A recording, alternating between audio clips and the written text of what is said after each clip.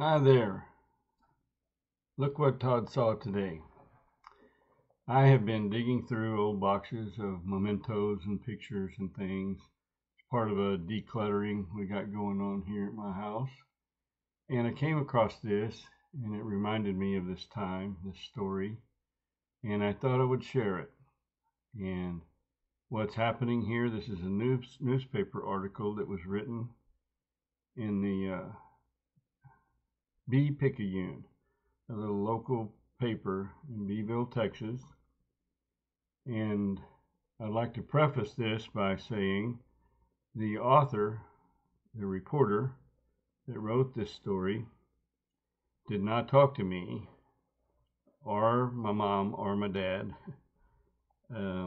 We found out later, as best we could figure, my mom had told this story to someone at the beauty shop or the cafe the next day about me killing the snake the day before, and they told it to their friend who worked for the newspaper. So it was really, I guess, second hand or third hand. And this writer apparently was intent on winning the Pulitzer Prize. And you'll see, and we'll go through this right quick. Saturday of last week, Mr. and Mrs. Richard Soy, that's my mom and dad, and their two children, that's my sister Terry and I, who have been living in Toledo, moved to a farm between Pettus and Choate. It's called the Overby community. Used to be a store and a post office there. I think post office was shut down in 1910, and now there are no buildings left of Overby, but that's where the little farm was that we leased.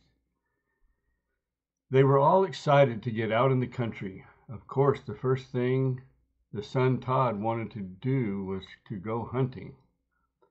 His father cautioned him not to go without a gun and the dog.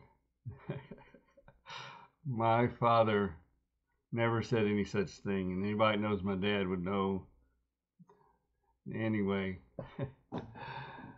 when I took out across the pasture, and this was not new, my dog was not going to be left at home. You would have had to had him locked up. The dog's name was Blister. How a dog came to be named Blister is a whole nother story, but he was a really cool little dog. He looked a lot like Benji from the movie.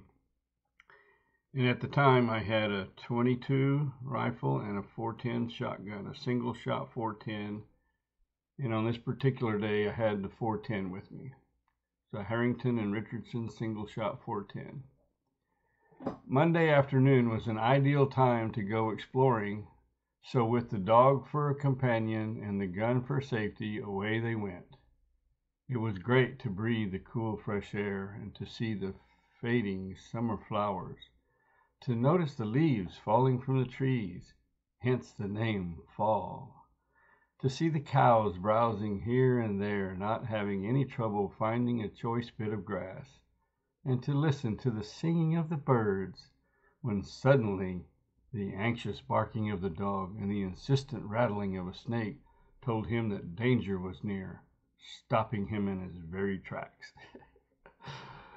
The writer is enthusiastic, I'll give him that. Down in a draw, where the dog was sniffing here and there, lay the biggest rattler that resented being disturbed.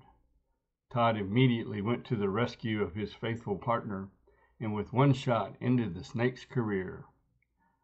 I was more excited than if I had been shooting at a grizzly bear, said Todd. I never said any such thing.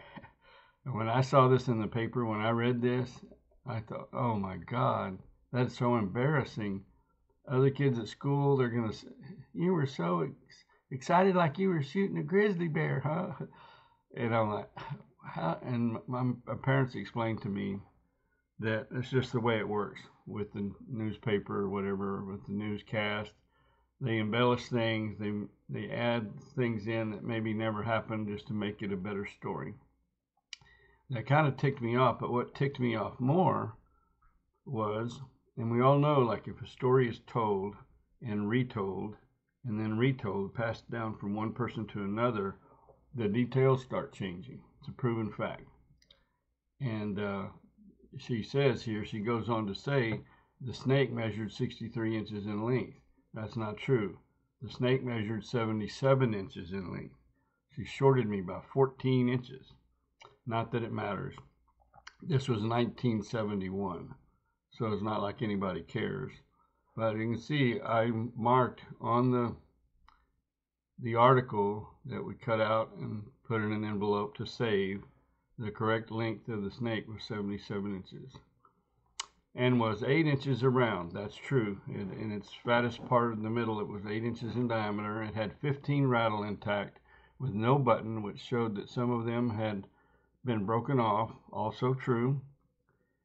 That was sweet, S-U-I-T-E, an experience for an 11-year-old boy.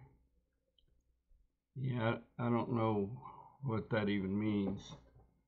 Editor apparently didn't quite catch that, but that's okay.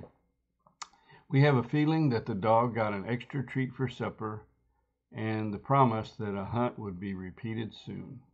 That the hunt would be repeated. Yeah, anyway, so that's it. That's the story of me killing the big snake when I was 11 years old. And my trusty companion, is that how she put it? Something like that. Blister. I'm pretty sure I got a picture of Blister around here somewhere. I'll show him to you. And in the meantime, thank you for watching. I hope you enjoyed the little story. Whatever.